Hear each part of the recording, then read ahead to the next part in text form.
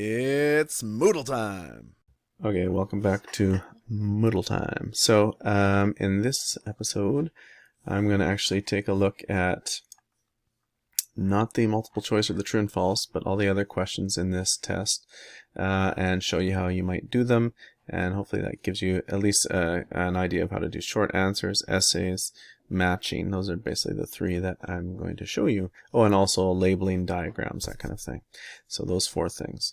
So this might take a little bit more time, but I think if you can all skip to the next unit there if you like to, or the next part. Anyway, okay, here we go. So the first thing is we're going to do a question like this where it's got a picture and then a question and then you're wanting an answer. And so what I'm going to recommend is, actually let's go back to the Science 90 course that we were originally, where I imported a bunch of, so again, go to your, what's it called again? Action menu, actions menu, go to more, and then down to the question bank, and again, the categories is probably the easiest where. And so we're going to,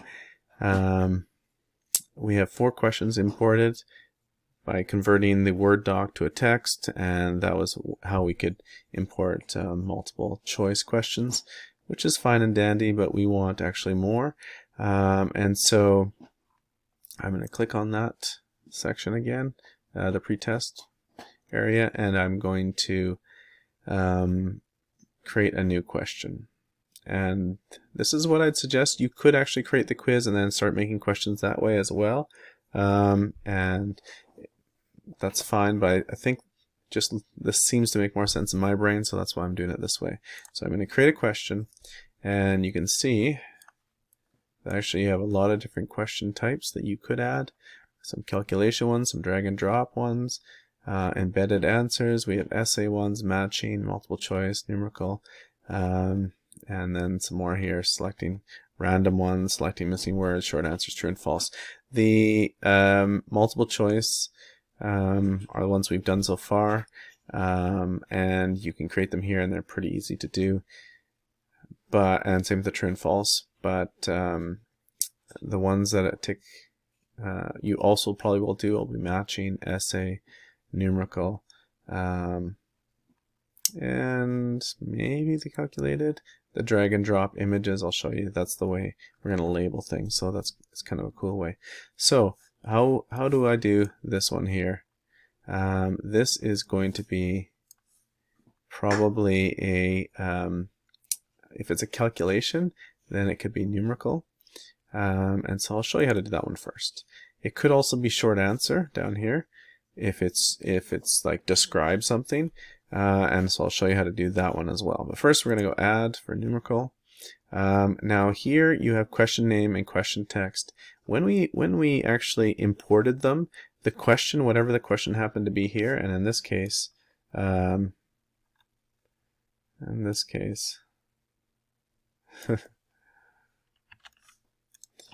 this is the question, and I just copied and pasted it from my Word doc. I guess I could have shown you that, but I just selected it here, and then I pressed Control C to copy, and then I went over here and just pasted it in there. Okay, and it automatically changed that, put in the enter, which was just part of my question. So what I was saying is that when we import questions, they actually just take the question and they make it the question name as well, which is fine, I guess, if the question is not too long. But when the questions get really long, I don't know that you want to really put the whole thing as the name, but that's what's happened so far. If you wanted to actually put a name, I would just I wouldn't get too fancy. I would just maybe let's say, like if this is in motion, although these are all modern physics questions, but just motion 1 or motion 2, or that kind of thing. You could call it pre-test 1, something like that. But again, I wouldn't get too caught up on that. You just want to be able to recognize it. This is the actual name that's going to come up. So actually maybe it is the better to have the name of the question, and at least you can see where the question is, and you can be like, oh yeah, I know what that question is. So I don't know. You come up with your own system if you like. Default mark is a 1. I'll just keep it that way, but you can definitely change that if you want to. And then here are all the answers. And because this is numerical, a numerical question, it's looking for a number, and it's the beauty is you actually have a percentage of error. So if it's a calculation, like let's say the answer, always the first answer is the one that they're going to think is correct. So 200, let's say, but I know that depending on how you calculate this, you might have rounded up to 201 or maybe 199 or something like that. And so I can put it like a plus minus in the error. So let's make this plus or minus 1. So it could be 200, 201, or 199. That's a beautiful thing for calculations. So all of that will be correct, and we can say what percentage will it be. If they give that answer, that'd be 100%. You notice that there's a whole bunch of other percentages here. Sometimes if there's 2 answers that they need to select, not for this one, but for other ones, you could maybe make, if they select just one, they get 50%, and then they select the other one, they get the other 50%. You could also have it set up, not in this one again, but there's ones that have minus marks, so if they get the wrong thing. But again, that's more for multiple choice. Okay, then answer 2, answer 3, all this. Excuse me. I want this to be 100%. You don't need to put any other answers. This is the one answer that you're looking for. Units. So I do want units on here. This is going to be in years. You can say that units are not used at all. Maybe it's just a number. But I would like to put units in there. So the units must be given and will be graded. Yeah, that's what I like. And actually the penalty, I usually go hard on people. I usually would take away at least a quarter mark, maybe a half a mark, depending on, but for this one I'll just do a quarter of a mark. So 0.25, and as a fraction of the response grade or the question grade, we'll just use the response grade here. And then units are not used as inputs. I'm going to actually have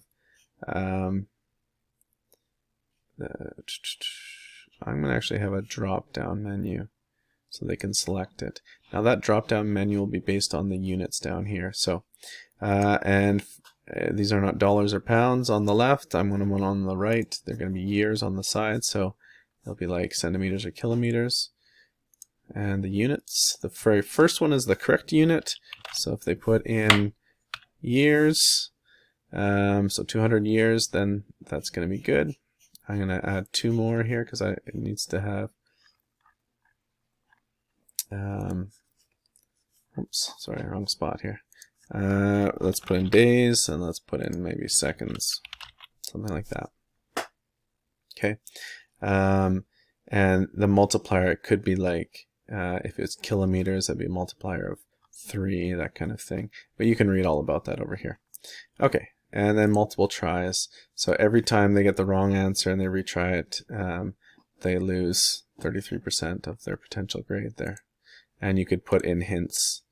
Every time, hint 1, hint 2, when they get things wrong, you could say, hey, try calculating like this, and all that other stuff. Add tags, don't worry about that for now.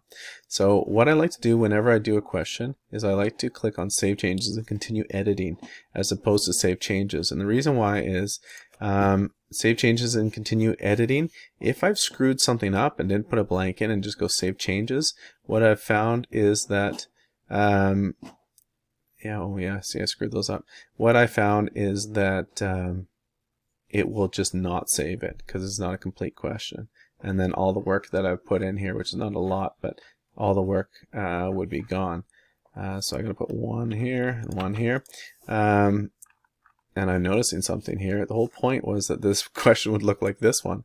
So I need to put in this at least this graph here. And now the beauty of Word is because this is a picture in Word, and I click on it, okay, and highlight it. If I right click on the mouse, I have the option to save as picture. So I can actually go save as picture, which I want to do. And then I'm going to go to my, I guess we'll go to Moodle. Maybe Moodle time. Oh, and there it is already. I can save it here as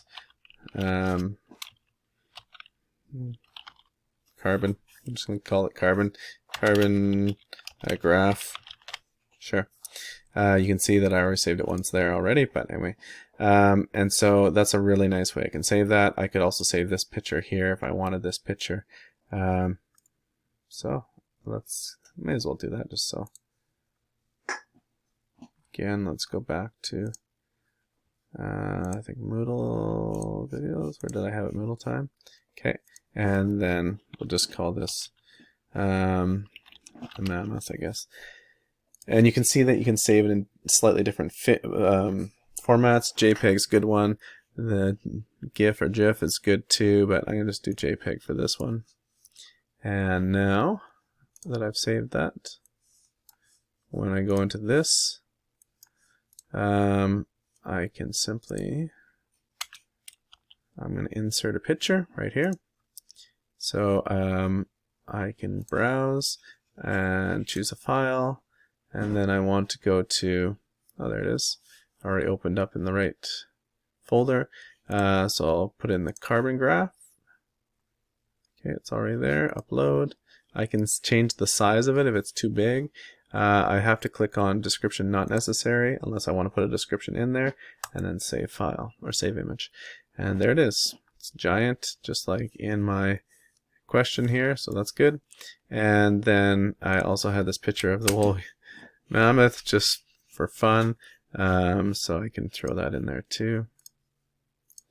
Again, the same process. There's the mammoth right there. Okay, no description necessary, save image. And you can see it's a giant mammoth there.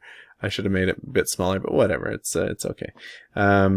And then again, save changes and continue editing, because eventually you'll get it all right, and there'll be a little preview on the bottom here. And I like to save changes and continue editing until I got it right, and then click on preview, and then I can see this is what the question will look like to the students. This mammoth picture is really not necessary. But here you can see the question, and then if I remember correctly, I think I put it as 200 as the right answer, or 201, right? It says plus and minus, so if I go submit and finish, it will say, yep, I got it right, the check mark, but you did not give the correct units. Oh my goodness. And the correct answer is 200 years. Let me start that again. Let's put in 199 years. Submit. Again, that should be within the realm. So yeah, that's right.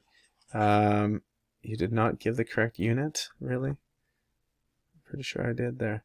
Okay, I'm not sure why that didn't come out with the correct one. I'll have to look into that. Okay, I see what I did wrong here. Anyway, so your students might do this wrong too. I don't know. Maybe they won't be as amateur hour as me. Here, let's say I put 199. Here's where I choose the years, days, seconds. So if I choose days, that'd be wrong, but if years, yeah. So I put years in there, but I was just supposed to put the number in there. So anyway, we just learned something new. Here we go. So now I submit this, and now it says, yeah, it's correct. The correct answer is 200 years. I'm going to get full marks for this too because it's within the plus or minus 1. Okay, so close the preview. Now this question is good. I'm going to save changes, and now you'll see this nice green highlighted thing here, and it tells me that this is my new question that I've created. Excellent. So what else do I need to create here? Here is just a fill in the blank. This actually is what Moodle would consider a, well, in some respects anyway, a short answer. So I'm going to show you how to do that. We're going to add a short answer question.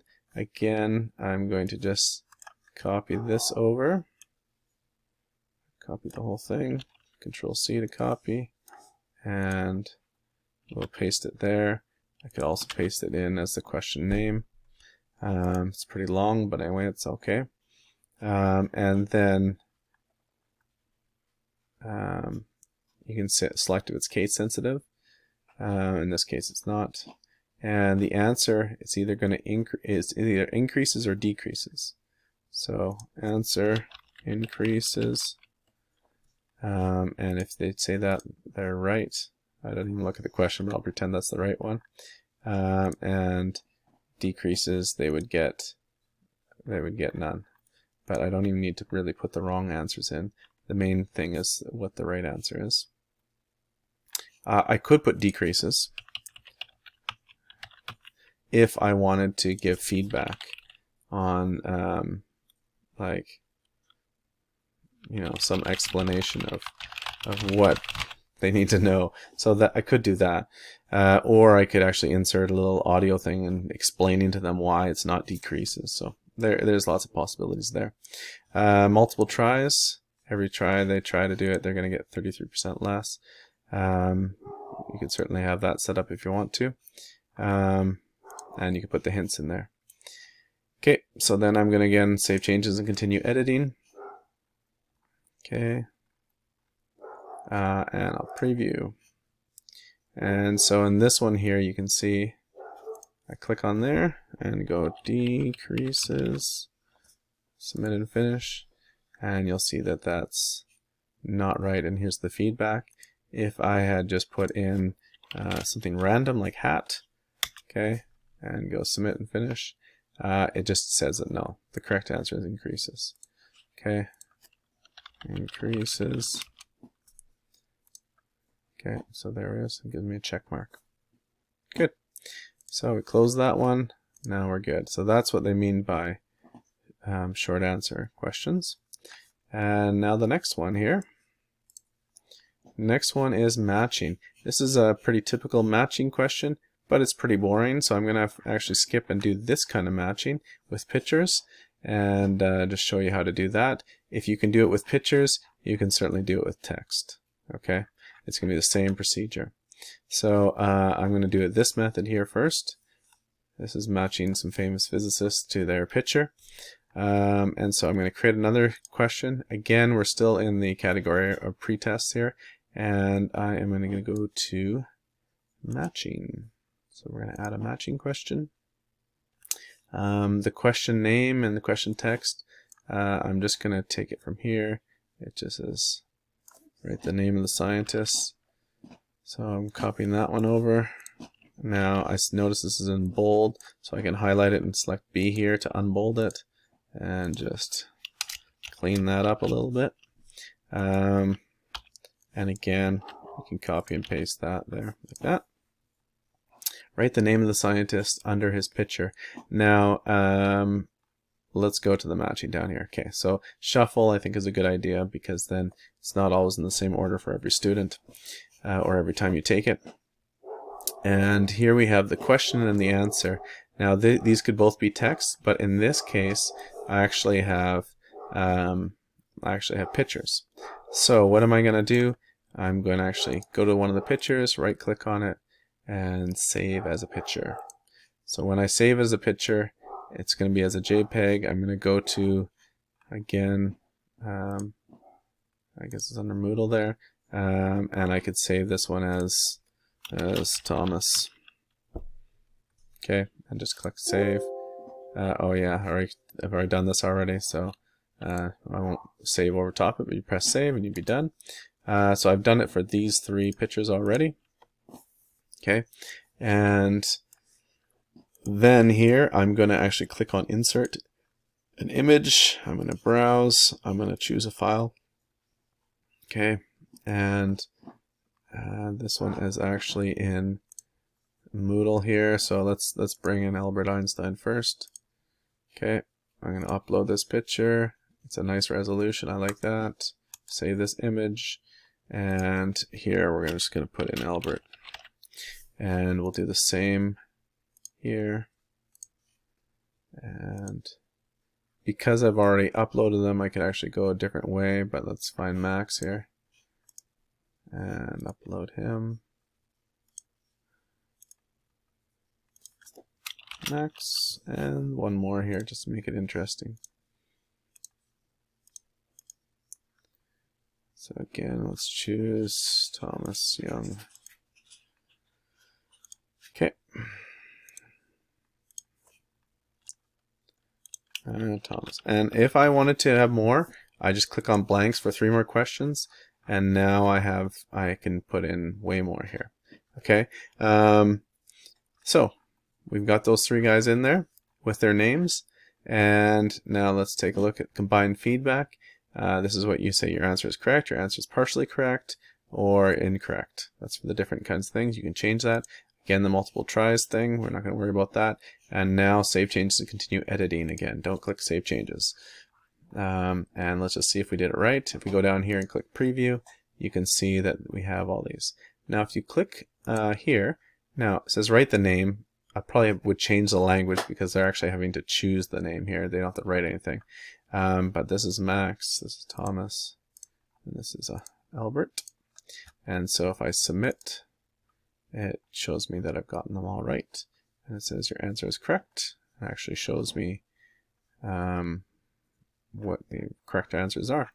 Okay, let's close that. However, if you are like, well, okay, that was a little too easy, I'd like some more names there, you can actually go here and put in answers that don't have any question to them. And what happens is that drop-down menu is actually filled with them. So I could put Mary, I could put John, I could put Bill, and now save changes and continue editing, and then click on preview. So now the drop down menu has a lot more. Now it's really tricky. Okay, is that Mary or John? And so you can see now when I submit, oh, I got that wrong. So much harder. All right, so that is how you do matching, and you can easily do that if you have if instead of matching with people's faces, you have matching with these words here. You can easily just select, copy some word text instead of the images. You could put in text. Okay, and that will look like, actually, let me see what that'll look like with a mixture of pictures and text. So if I go preview. Oh yeah, down here. So it's got a text and they gotta choose which one. Okay, that's matching. Now there's at least one more I was going to show you here. I know this video is turning into an epic one again. Oh yeah, this one here, labels, is a good one, and then essays, I'll show you that one. So this is an atom, and I get them to label neutron, proton, electron, nucleus. So let's do that one. So we're going to save changes on this one. We're going to create a new question, and this is going to be actually a drag and drop onto an image is the one I'm going to do. There's different kinds of that, but this is onto an image. So here we again have the question, and again I'm just going to take this, copy that, paste it into here. It's bolded, so I'm going to unbold it. I'm going to just make this a bit faster, take the neutron out of there. I'm going to pretend that it's just proton and electron. Actually, I should just do electron and nucleus.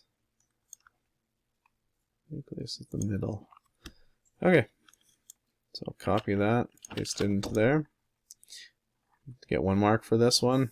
Again, if it's something really large, maybe they should get more marks. Maybe this should be a 4 marker, or 2 maybe. But actually this one's quite easy because it's just 2 things, so just 1 is good. And then we want to actually put the image in here. So we're going to go to choose a file. Of course, you do this the same way. You'd take this, you'd right click, you'd save picture, and so on. We've done that a few times, so I'm not going to show you how to do that again.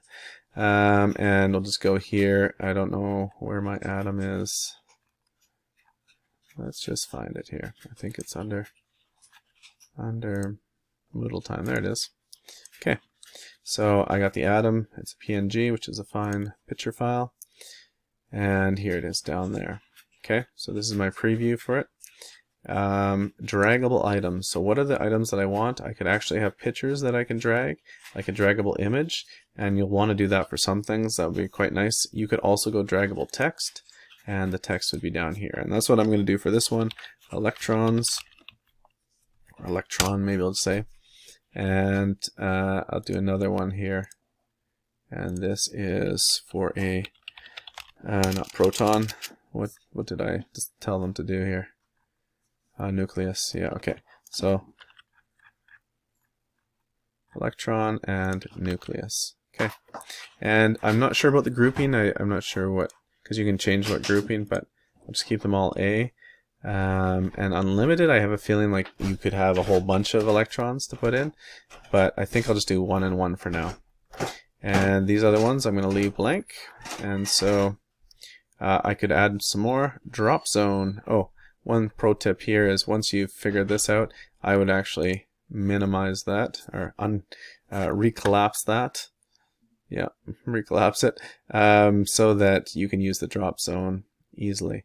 Okay, this looks like it's complicated. It's not so complicated. Go to the draggable items, click on one of them, so electron, and it shows up here. Then you can move this around, and you'll notice the left and the top. It's basically an X and Y kind of axis. It changes. So I'm going to say this is the electron, although there's 3 there. And here for the nucleus, I want them to put the nucleus right there. Okay. And I could add text here. I don't know what that actually does. Okay, I'm just going to ignore that for now. Oh, maybe I could put in text instead here. That'd be weird. No. Okay. Never mind. All right. So now we have the electron and the nucleus put in place there. So the drop zones are set. We can minimize that now, or collapse it. Okay, and then here, again, your answer is correct, partially correct, that kind of thing. And multiple tries. So let's just save change and continue editing. Again, don't just click on save changes, because if you have something that's screwed up, then, oh, it has to be an integer. Interesting. Good thing. If it screws up, you can erase, and especially if you put in a lot of images and stuff, that can be a big pain in the butt. It happened to me once, and I was like, seriously? Never again. Well, might happen again. Okay, so here's what it'll look like. Electrons, I could put electron there. You can see that if you don't put it on the thing in a spot, it won't actually go there. So that's nice. So they have to commit to a spot, and then submit and finish, and it says correct. If you decided to, okay, I only know the electron, I have no idea where the nucleus goes, you could say submit and finish, and you can see it's partially correct. And if you just do them all backwards, it should tell you that you're wrong. Yeah, it's incorrect. That's it. So that's a really nice feature on a test if you like those kind of questions. So let's save that one. And the very last one, just because this video should be over 30 minutes, the very last one is essay questions. And actually, essay questions are, like I've called these short answer questions, but really in Moodle these would be essay questions, because I'm asking for them to not answer in one word, but in sentences and paragraphs sometimes. And this one here, the drawing. Now, I haven't figured out how to do the drawing thing completely, but they could upload in an essay question, they could upload a file, and so, or they could upload a video and just show you their you know, the drawing of whatever they're going to show you, so like their diagram. So that's all possible in essay questions. So let's just pick one of these. I'll pick the last one here, and I'm going to copy that one over, create one more question, and this question type will be essay. So I'll add that one. Again, I'm just going to use the same question name as the question text. It's going to be worth a little bit more because it's an essay. Let's say it's worth 3 marks, or like it's a short answer. Maybe it's only, this one's maybe worth 4. Now here is some differences, response options. So what do I want? Do I want them HTML editor with a file picker, with plain text, all these things? I would suggest just HTML editor, and with file picker, that's the one where you could actually record. I can show you the difference. Let's just start with the plain one for now, the HTML editor. Require students to enter text, or it's optional. Now, why would you ever have a short answer question without text? If they could just upload a file, then that would be a reason. Or if they could just record their audio. So sometimes you might want to say text input is optional, especially if students that are not going to be able to type in their responses. They can only like just tell you them. That's a good option to select. Okay. So I'll put optional for now. Input box size, you can change how big of a thing. 5 lines. For this one, like 10 lines is lots. 5 lines actually is lots. Let's do 5 lines. Yeah, 5 lines. Make them make a decision here. Allow attachments. So again, if you're going to allow an attachment, you can make them optional or that they have to attach 1 or 2 or 3. So I'm going to just say they're optional.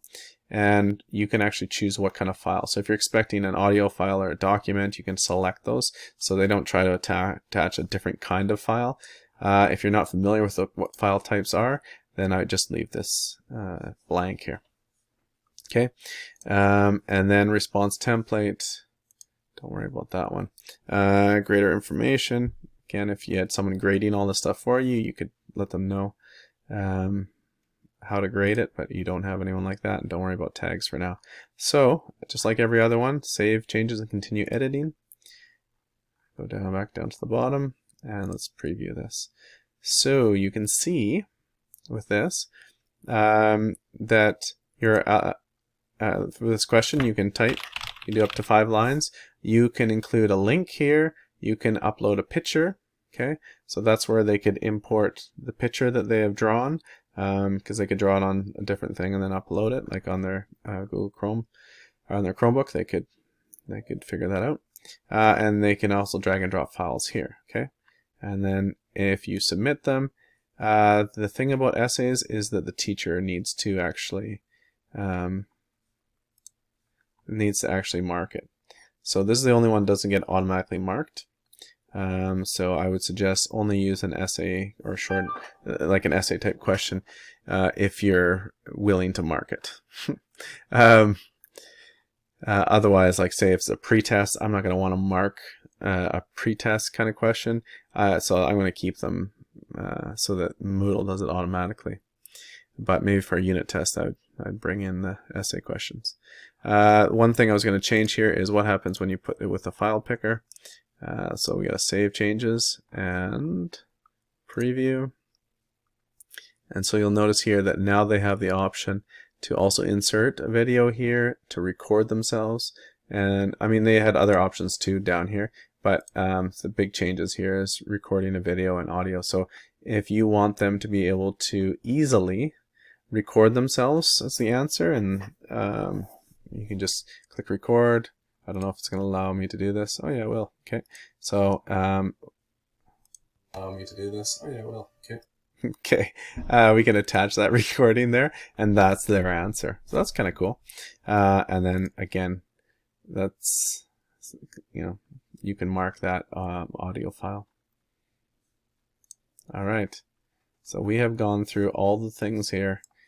And you can see that entering a test is not just as easy as just saving it there or transferring it. If you don't want to, like the beauty of putting a test into Moodle is that you can potentially have, 100 kids write this test or this pre-quiz, and it gets marked just like that. As soon as they write it, they can mark it. They can write it at 2 in the morning, and it'll mark it then. They'll get immediate feedback. The bad thing is up front, you got to put in a lot of work to put all this in. So there you go. Hopefully that helps. That is how you create basically a question bank.